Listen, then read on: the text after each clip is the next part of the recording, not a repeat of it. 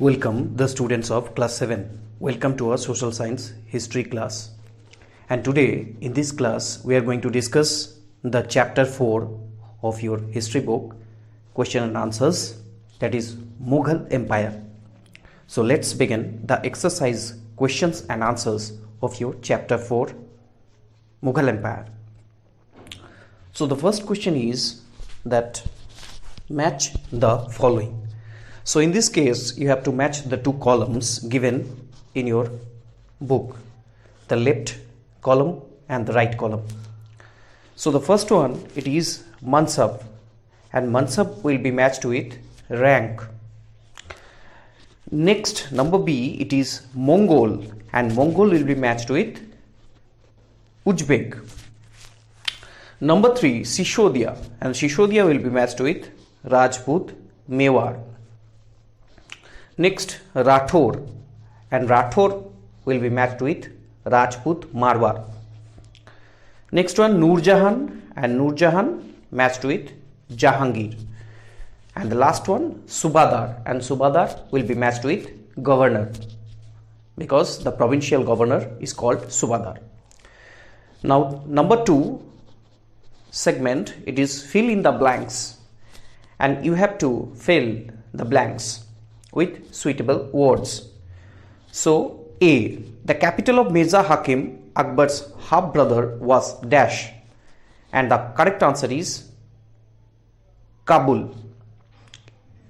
Correct answer, Kabul.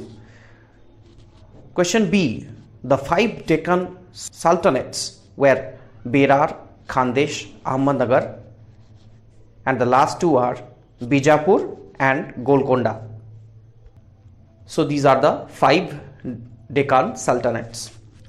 Question number C, if Jat determined a Mansabdar's rank and salary, Sawar indicated his number of cavalrymen. Okay. Question number D, that Abul Fazl, Akbar's friend and counselor, helped him frame the idea of dash so that he could govern a society composed of many religions, cultures and castes. And the right answer will be Sulh-e-Kul. Sulh-e-Kul. So that's all from the fill in the blank segment.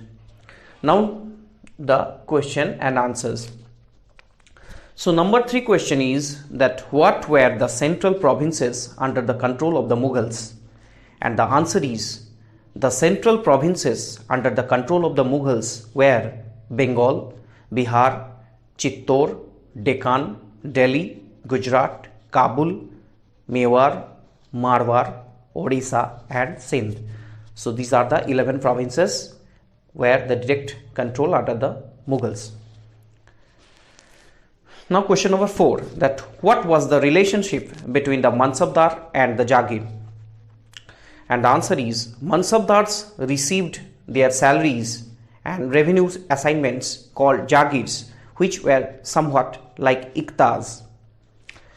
The Mansabdars did not actually reside in or administer their Jagirs. Rather, they only had the rights to the revenue of their assignments, which was collected for them by their servants, while the Mansabdars themselves served in some other part of the country. So that's all from question number 4. Next, question number 5, that what was the role of the Zamindar in Mughal administration? And the answer is the main role of the Zamindar in the Mughal administration was to collect taxes from peasants and submit the same to the central government's revenue department.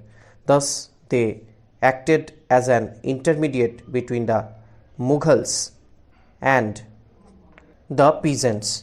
In some areas, the Zamindars exercised a great deal of power and were considered a part of the rural elite, like the village headman or the chieftains.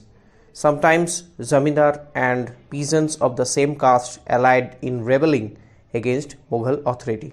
So that's all from the answer of question number 5. Next, it is the question number 6. How were the debates with the religious scholars important in the formation of Akbar's ideas of governance?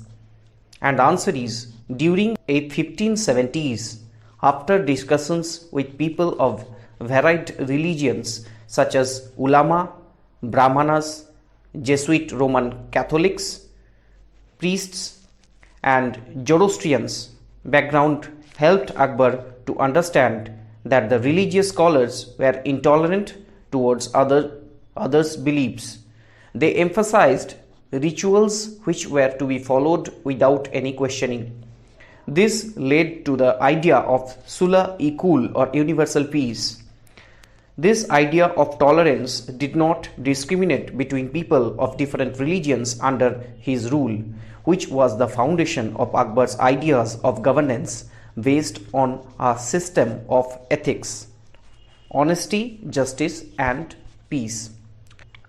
Next, why did Mughals emphasize their Timurid and not their Mongol descent?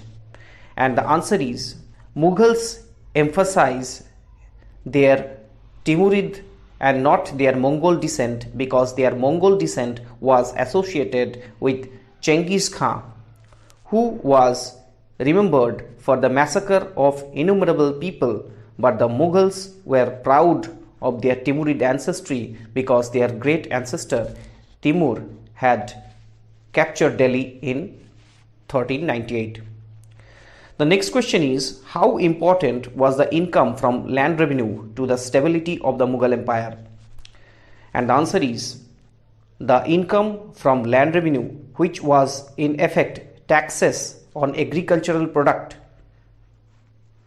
or produce paid by the peasantry, was the main source of income for the empire.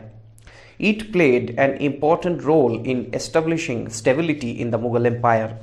The money collected as revenue was invested in building forts used to pay the soldiers, craftspersons, officials, and to maintain various welfare works for the commons.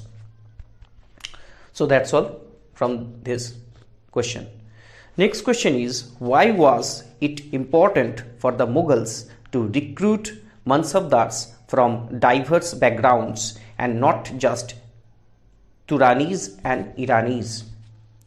And the answer is, the empire had expanded to surround different regions and provinces, and they had needed to respect the diversity, sometimes of other people of the country, in order to have a control over it.